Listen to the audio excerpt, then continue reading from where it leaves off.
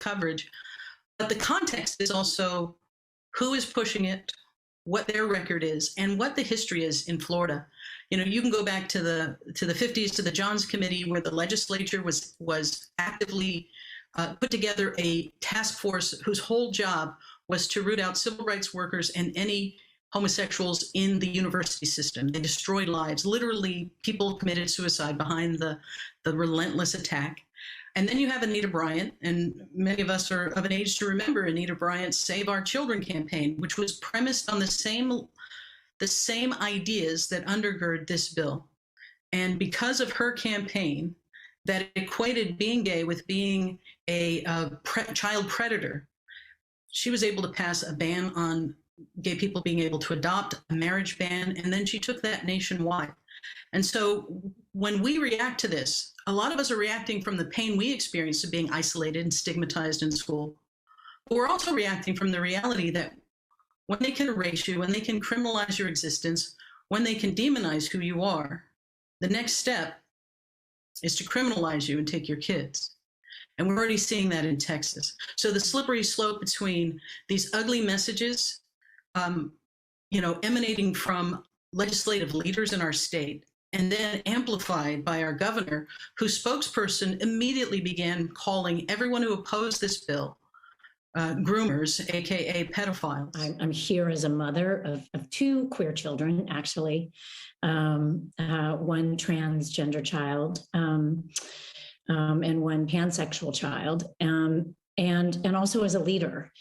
And that was the thing that really got me, because I have heard so much from so many of my colleagues over the course of the last couple of weeks in open forums and through emails and phone conversations. And I feel a responsibility to speak, not just for myself, but for them, to all of us. We had an open forum last week at 20th where, again, the home of really incredible, groundbreaking LGBTQIA stories over the years, where one of our execs stood up and said, we only have a handful of queer leads in our content. And I went, what?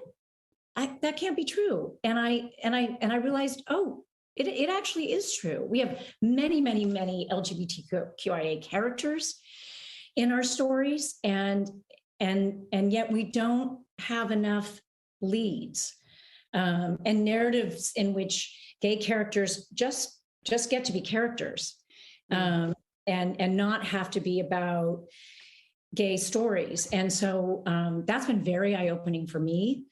And I can tell you, it's something that I feel perhaps had this moment not happened, I, as a leader, and me as my colleagues, would not have focused on. And going forward, I certainly will be more so.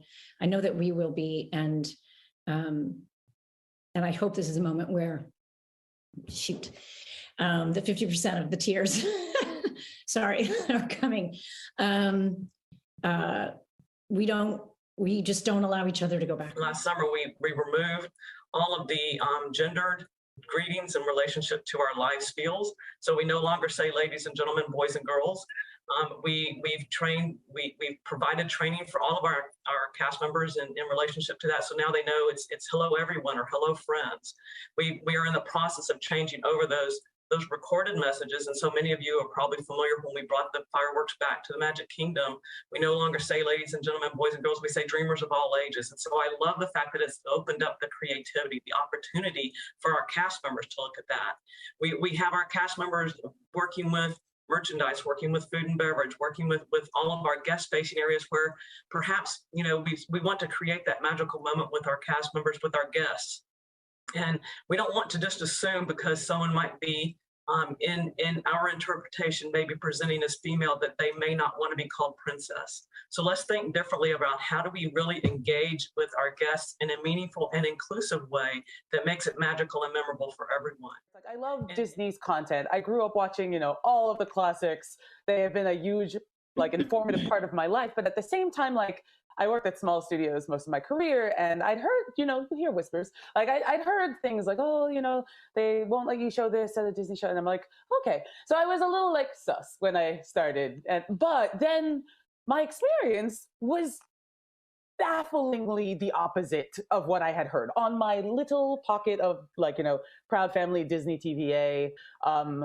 The showrunners were super welcoming. Meredith Roberts and like our leadership over there has been so welcoming to like my like not at all secret gay agenda. And so like I feel like I felt like it was, I mean, like maybe it was that way in the past, but I guess like something must have happened in the last like they're turning it around, they're going hard. And then all that like momentum that I felt, like that sense of I don't have to be afraid to like, let's have these two characters kiss, let's in the background like I was just wherever I could just basically adding queerness to like if you see anything queer in the show, I'm proud of them. But like I just was like, no one would stop me and no one was trying to stop me. Yeah, I've had the privilege of working with the Moon Girl team for the last 2 years, and they've been really open to exploring queer stories. And I'm on the production side.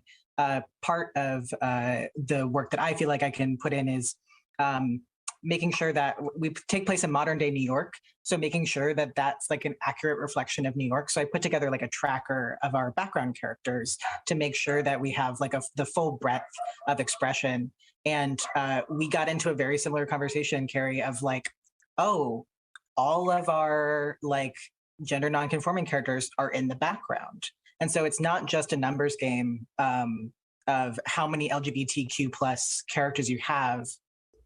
We got the further, the more centered a story is on a character, the more nuanced you get into their story.